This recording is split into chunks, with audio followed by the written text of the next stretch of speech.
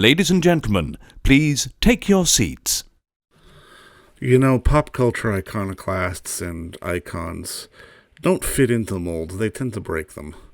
And if you're within the sound of my voice, that must mean you are in the seats with once more. As always, my name is Dave Voigt, and I'm the host of this podcast where we sit down with a wide-ranging variety of industry professionals and we pick their brain about state of the industry, how they got started, current projects, and so very much more in a light and conversational fashion. And if you like how we do things around here, I'm going to assume that you do because you're listening right now. Subscribe to the podcast. You can find us over at Amazon, Apple, Spotify, Google, basically wherever you get your podcasts. Go give us a nice big 5-star rating too. And don't forget to check out our In the Seats YouTube channel as where we archive every single one of our episodes as well. So if you can give us a like and subscribe there as well, that would be fantastic. Also, don't hesitate to check us out on social media. You can find us on Facebook, on Twitter, and on Instagram at either at In the Seats or at It's Podcast One for all sorts of fun updates. And finally, and I say it a lot, but it's true, it's the most important, please pay us a visit over at In the Seats, intheseats.ca for all the latest and greatest from the world of film, television, video on demand, film festivals, basically the moving image at large, because if, we write about it and we love to watch it and write about it and talk about it, we love it when you come and listen about it and read about it. So please come on by. We got a fun one on this episode.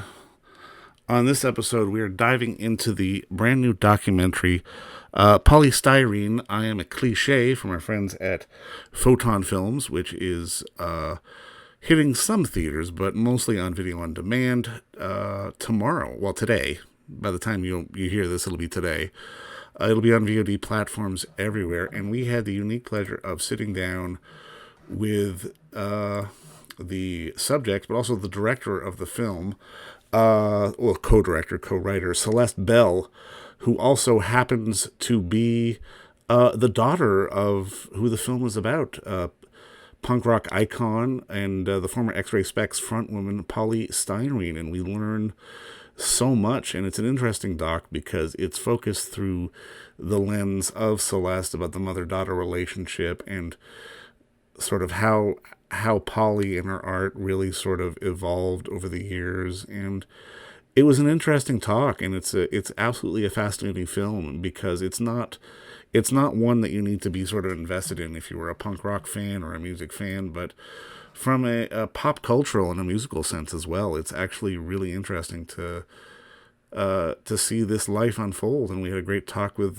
Celeste, which I certainly hope you enjoy, but also check out Poly Styrene, I Am A Cliche, which is on video on demand platforms and select theaters, I believe, as we speak. No, I mean, obviously, first off, just thank you so much for the time today. I really appreciate this. No, thanks for having me. Congratulations on the film. I mean, I loved it. I mean, I guess my first question for you is, was a movie always in the offing? Because, I mean, I know there was the book and you've got other things planned. Like, was a movie always part of the plan? The book was really the first, was the first step. And I didn't really kind of think of a film at that stage. I wasn't thinking about a film, although I always thought that my mother's story was, it deserved a film, definitely. But yeah, I, didn't set out to make a film with Zoe and Paul. We set out, Zoe and I, to make this kind of coffee table art book, and then it just really kind of snowballed into something more biographical, all-encompassing.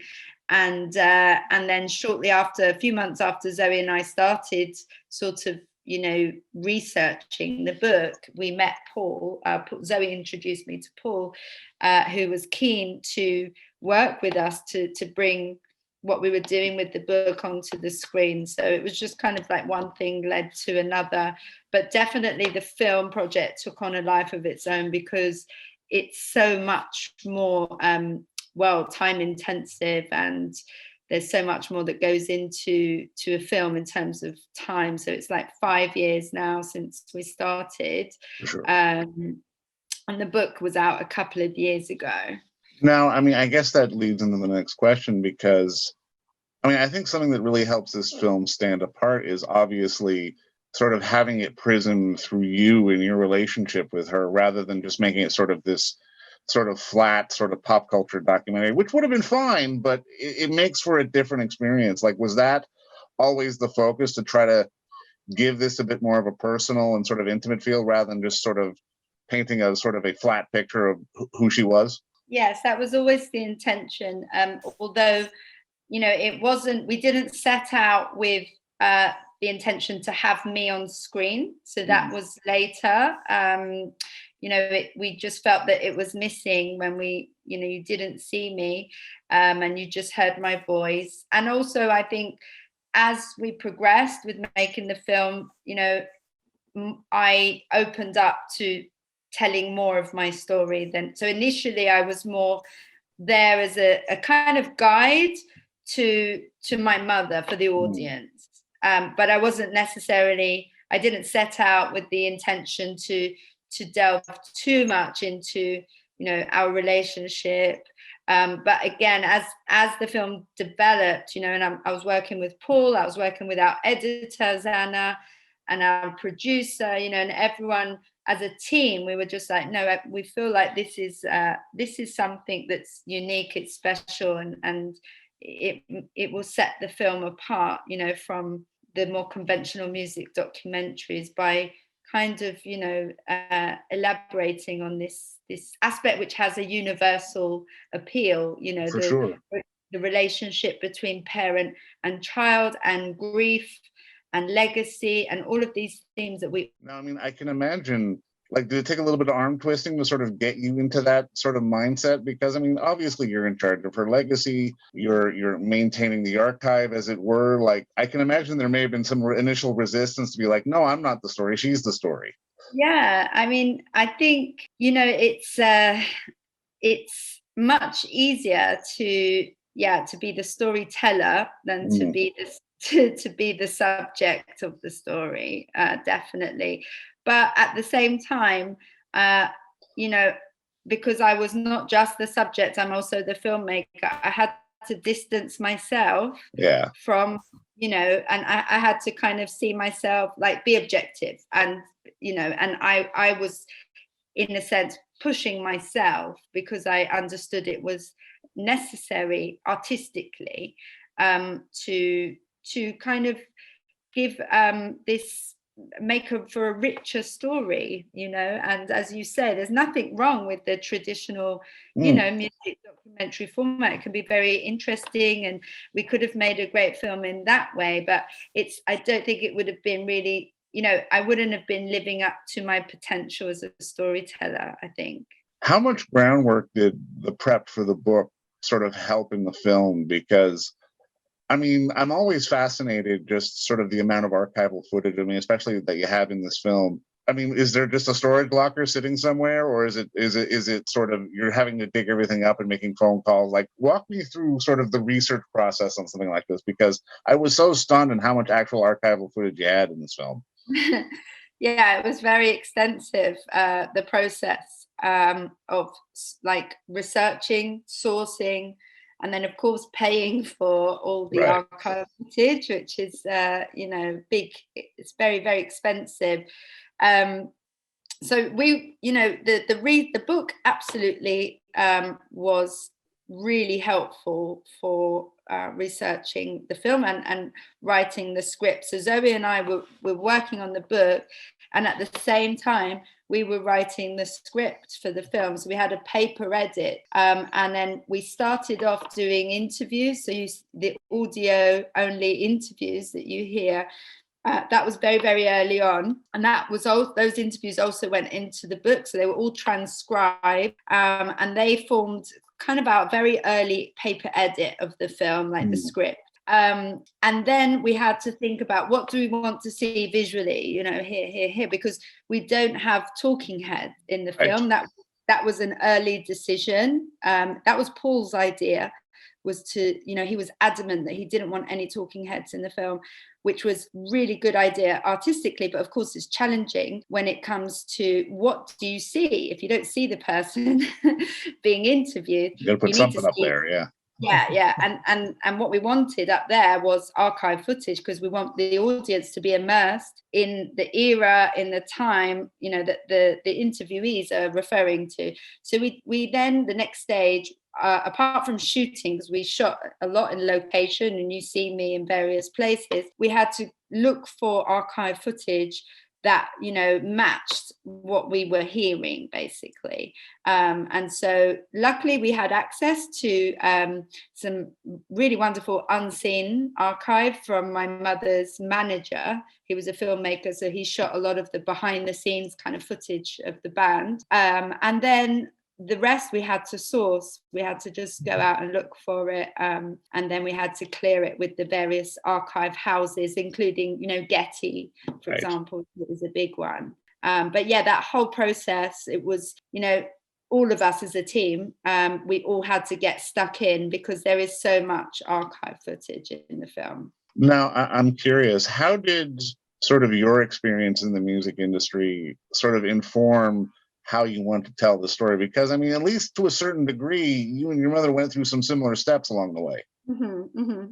I mean, my experience in the music industry is much more limited than my mother's, because I only ever, I never did music, or I never wanted to make music as my main job, because I knew how challenging that was.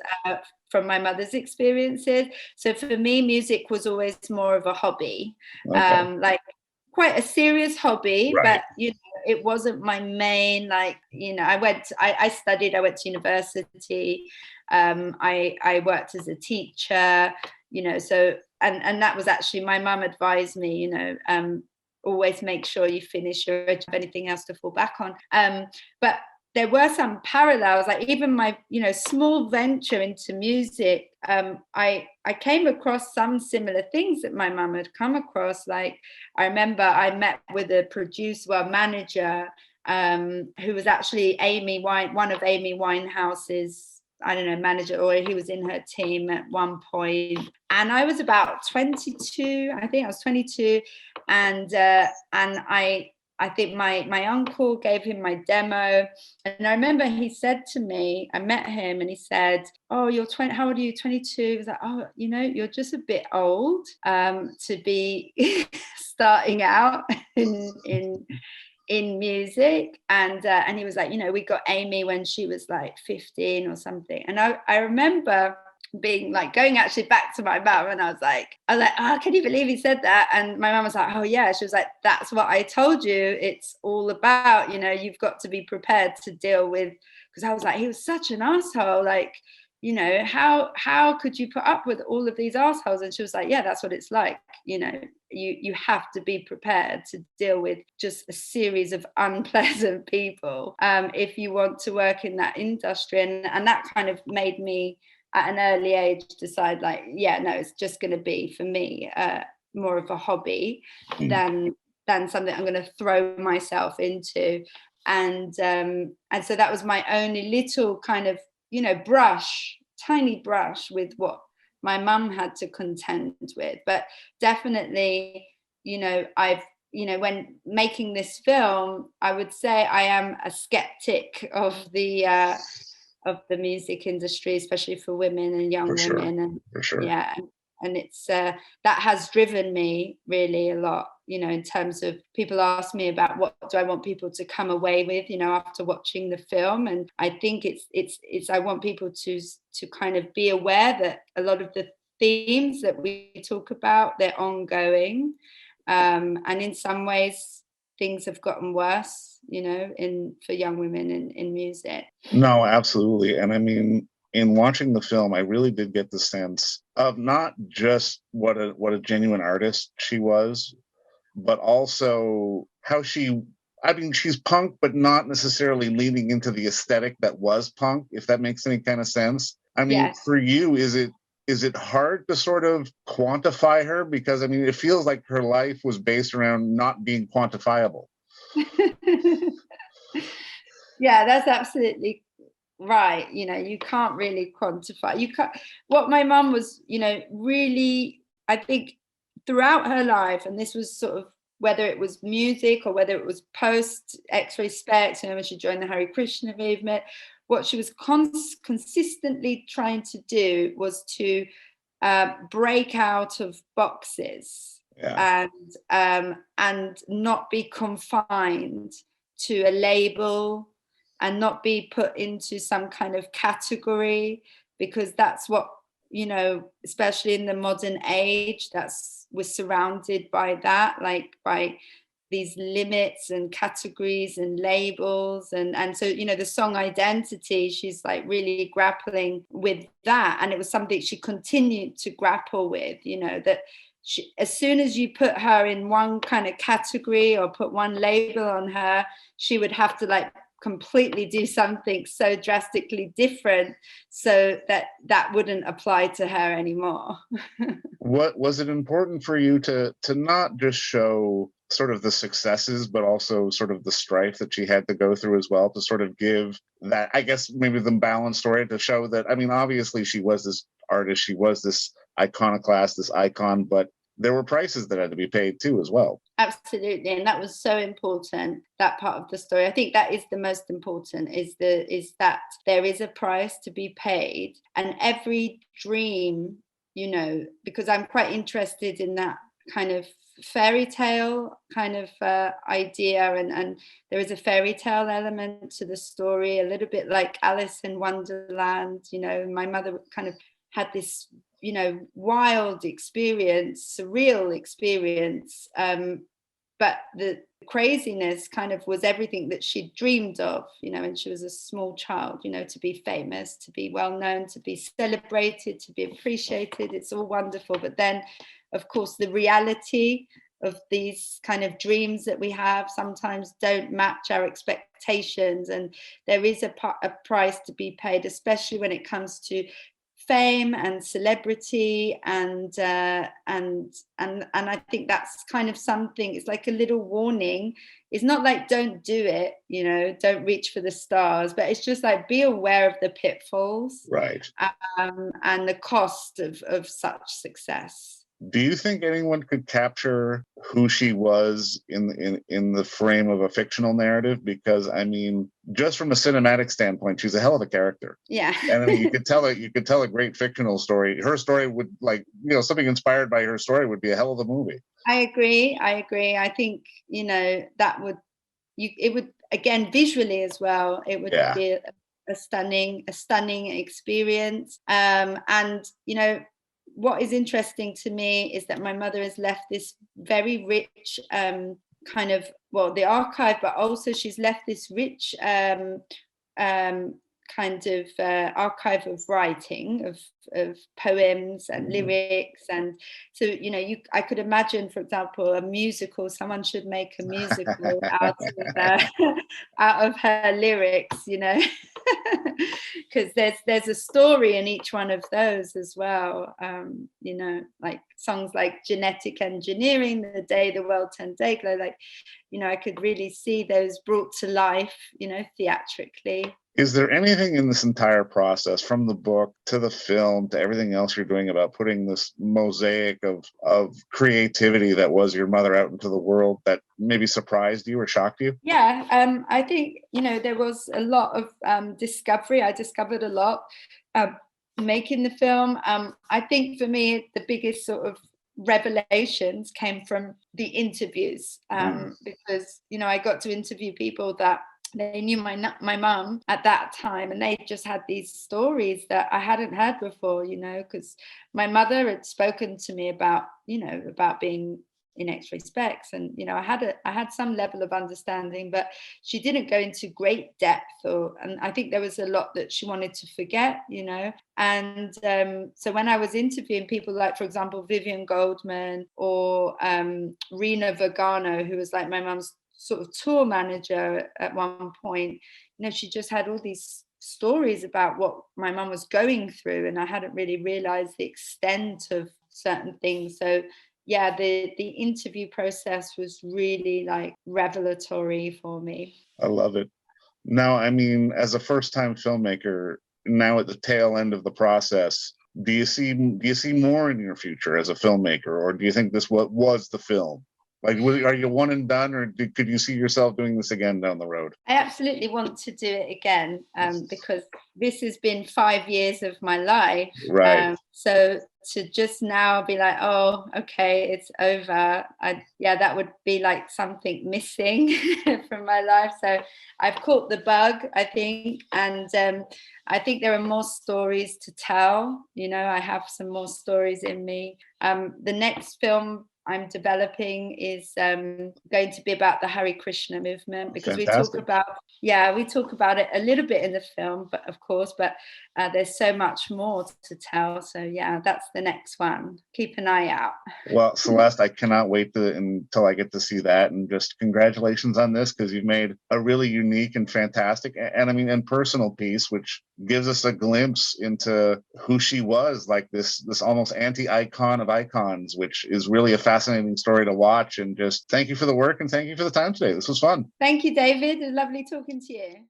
And don't forget to visit our friends over at Bay Street Video for all your DVD, Blu-ray rental, or purchasing needs this summer, as they are still open for curbside and some mailing delivery as well. Over at 1172 Bay Street, Toronto, Ontario, Canada, you can give them a call at 416-964-9088. That's 416-964-9088.